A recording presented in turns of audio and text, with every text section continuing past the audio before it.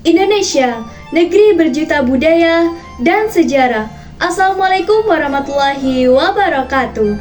Saya Syafia Syekh Syafaqah bersama rekan sekelompok saya, Yasmin dan Dian Fatmala akan menjelaskan mengenai kekalahan Jepang di Perang Asia Raya atau Pasifik yang tentunya berhubungan erat dengan kemerdekaan Indonesia. Mengingat Jepang menjajah Indonesia kurang lebih selama 3,5 tahun, tepatnya pada tahun 1942 sampai dengan 1945.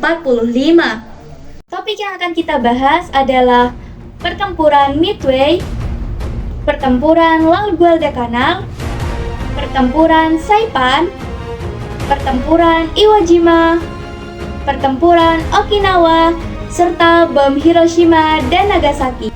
Perang Asia Timur Raya atau yang biasa disebut dengan Perang Pasifik merupakan salah satu perang laut terbesar yang pernah terjadi di dunia. Perang ini menyeret dua kekuatan besar yaitu Sekutu dan Jepang. Pihak Sekutu di sini yaitu Inggris, Amerika, dan Cina. Nah, istilah Perang Asia Timur Raya ini lebih dikenal sama orang Jepang. Sedangkan istilah Perang Pasifik dikenal oleh para penulis di Eropa. Jadi beda. Perang ini mencakup wilayah yang cukup luas, yaitu Pasifik Tengah, Selatan, Barat Daya, Barat, dan Pasifik Utara. Perang Asia Timur Raya tidak dapat dipisahkan dengan Perang Dunia Kedua. Perang Dunia Kedua mula-mula pecah di Eropa pada tahun 1939 dan meluas ke kawasan Asia Pasifik ketika Jepang pada Desember 1941 menyerang pangkalan Angkatan Laut Amerika Serikat di Pearl Harbor, Hawaii. Bagian dari Perang Dunia II ini dikenal dengan sebutan Perang Pasifik atau Perang Asia Timur Raya. Nah, di sini kami akan menjelaskan mengenai kekalahan-kekalahan Jepang di Perang Asia Pasifik. Perang yang pertama yaitu Pertempuran Midway. Setelah 6 bulan penyerangan ke Pearl Harbor, perang antara Jepang dan Amerika Serikat kembali meletup di atol Midway atau yang dikenal sebagai Pertempuran Midway. Nah, sebab kekalahan Jepang di sini yaitu Amerika Serikat berhasil memecahkan sandi Angkatan Laut Jepang yang disebut dengan JN-25. Nah, karena Amerika Serikat berhasil memecahkan sandi dari Jepang, jadi Amerika Serikat tuh mengetahui di mana, kapan jumlah kekuatan yang dimiliki oleh Jepang. Sehingga Jepang tidak memiliki kekuatan lagi untuk melawan Amerika. Nah, pertempuran Midway ini merupakan kemenangan telak pertama yang didapatkan oleh pihak Sekutu melawan Jepang yang sebelumnya tidak terkalahkan. Kekalahan Jepang dalam pertempuran Midway disebut sebagai turning point atau titik balik peperangan di front Asia Pasifik. Nah, yang kedua ada pertempuran Laut Guadalcanal. Pertempuran Laut Guadalcanal yang terkadang disebut pertempuran Kepulauan Sako, ketiga, dan keempat adalah pertempuran menentukan dalam serangkaian pertempuran laut antara Sekutu, terutama Amerika Serikat dan Angkatan Bersenjata Kekaisaran Jepang dalam kampanye militer Guadalcanal yang berlangsung berbulan-bulan di Kepulauan Solomon. Pertempuran laut ini melibatkan kapal-kapal dan pesawat tempur selama lebih dari 4 hari, sehingga besar terjadi di dekat Guadalcanal. Penyebab pertempuran adalah usaha Jepang mengirimkan bala bantuan bagi pasukan darat yang berusaha merebut kembali Guadalcanal. Pertempuran berakhir dengan kerugian besar bagi kedua belah pihak. Sejumlah kapal perang tenggelam dan dua kali di pertempuran laut malam hari. Amerika Serikat menderita kerugian dan kerusakan lebih parah daripada Jepang. Namun, Amerika Serikat berhasil menghalau bombardemen kapal-kapal perang Jepang terhadap lapangan udara Henderson. Pertempuran ini mengandaskan usaha terakhir Jepang mengusir tentara Sekutu dari Guadalcanal dan Pulau Tulagi yang berdekatan, dan berakibat pada kemenangan strategis bagi militer Amerika Serikat dan sekutunya, serta menentukan hasil akhir kampanye militer Guadalcanal sebagai kemenangan tersebut. Ketiga adalah Pertempuran Saipan. Pertempuran Saipan merupakan sebuah pertempuran di Pasifik selama Perang Dunia II yang terjadi di Pulau Saipan yang merupakan anggota dari Kepulauan Mariana. Pertempuran ini terjadi antara Amerika Serikat dan Jepang dari tanggal 15 Juni 1944 hingga tanggal 9 Juli 1944. Sedikitnya 70.000 pasukan Amerika Serikat dikerahkan dalam pertempuran ini dan Jepang mengerahkan sebanyak 32.000 pasukan. Dalam pertempuran ini, pasukan Amerika Serikat bahkan sampai harus berganti komandan sebanyak 4 kali dalam waktu 10 jam pertempuran. Untuk mempertahankan Pulau Saipan, pasukan Jepang melakukan serangan frontal dan intensif, tetapi kalah secara jumlah dan senjata dengan Amerika Serikat. Pasukan Jepang juga melakukan serangan banzai atau serangan bunuh diri. Namun pada tanggal 9 Juli 1944, pertahanan Jepang di Saipan berhasil dipatahkan dan pasukan Amerika Serikat berhasil menguasai pulau tersebut. Nah, yang keempat ada pertempuran Iwo Jima. Pertempuran Iwo Jima adalah pertempuran besar di mana Korps Marinir Amerika Serikat atau USMC dan Angkatan Laut Amerika Serikat atau USN mendarat dan akhirnya merebut Pulau Iwo Jima dari Angkatan Darat Kekaisaran Jepang atau IJA selama Perang Dunia Kedua.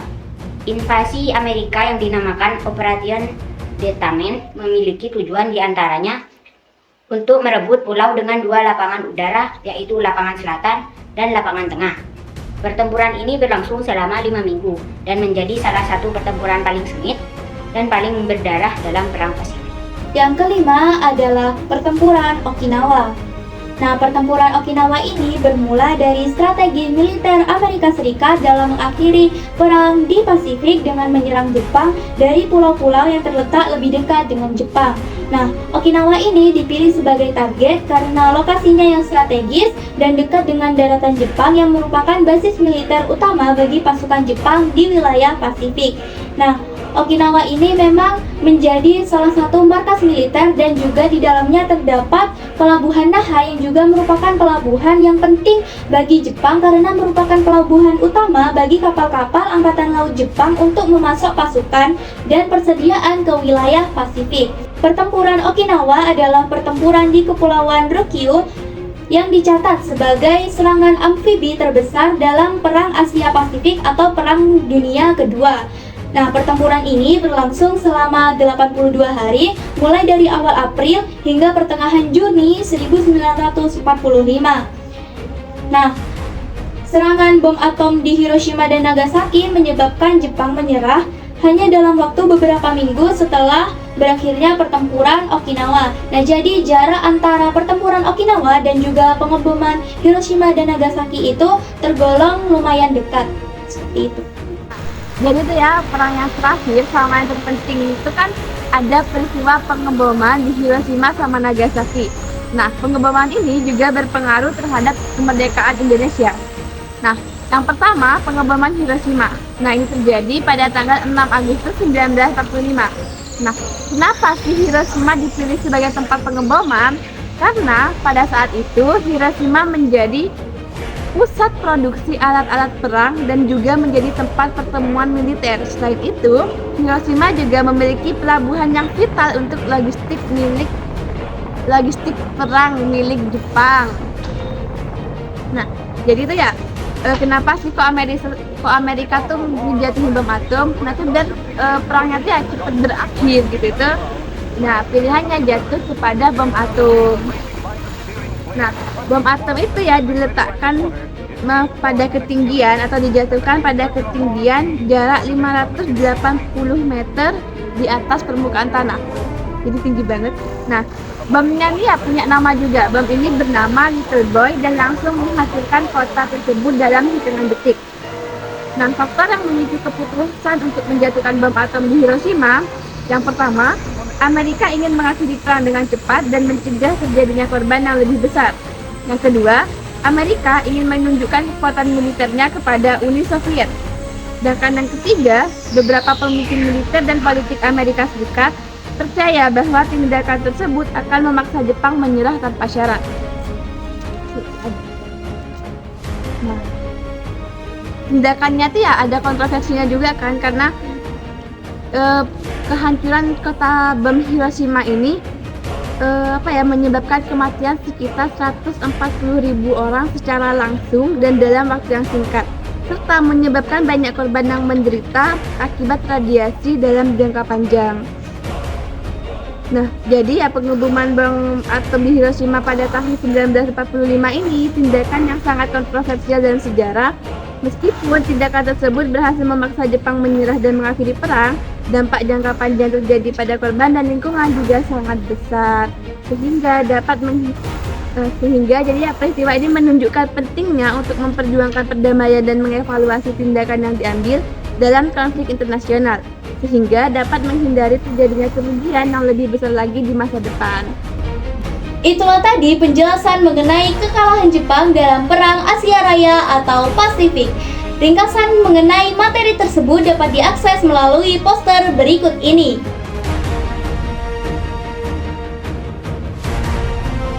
Terima kasih atas perhatiannya. Wassalamualaikum warahmatullahi wabarakatuh.